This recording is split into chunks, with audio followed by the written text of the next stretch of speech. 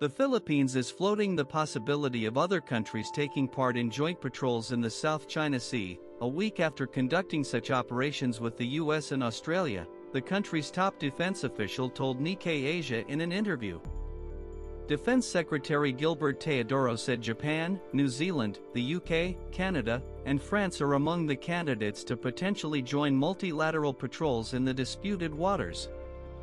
Teodoro argues that such countries have a shared interest in protecting the strategic waters. The West Philippine Sea is part of the global commons anyway, where all vessels have the right of innocent passage, Teodoro said. Manila refers to parts of the waters it claims in the South China Sea as the West Philippine Sea.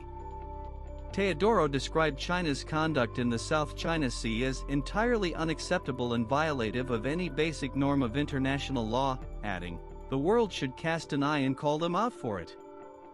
Nikkei Asia has contacted the Chinese Foreign Ministry seeking comment. As the Philippines, under President Ferdinand Marcos Jr., has pivoted closer to the US in recent months, China has ramped up aggression in the South China Sea. Beijing has used water cannons and dangerous blocking maneuvers to disrupt Philippine missions to resupply a military outpost, Manila has claimed. The Philippines Department of Foreign Affairs said that, as of November 7, the country had filed 58 diplomatic protests against China so far this year.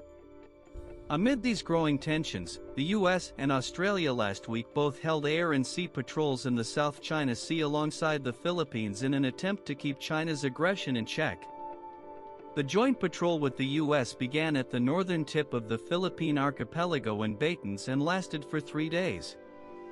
Chinese aircraft shadowed the joint patrol with the US. Teodoro said that such moves by China will not dissuade Manila from carrying out similar patrols in the disputed waters, which he says will continue into next year. They will be conducted, whatever China does, Teodoro said. In November, Marcos met with Chinese President Xi Jinping on the sidelines of the Asia-Pacific Economic Cooperation Leaders meeting in San Francisco, where they tried to come up with mechanisms to ease tensions in the South China Sea, Marcos said.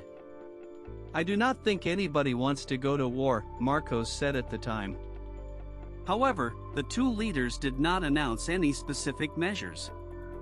The Philippines is also bolstering its defense relations with Japan, another country that has territorial disputes with China.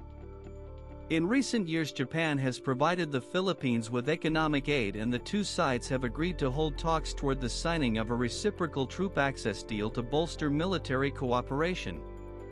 The deal would feature a similar blueprint to that laid out in the Visiting Forces Agreement, the Philippines Pact with the US, a legal framework that allows a rotating American military presence within the Southeast Asian nation.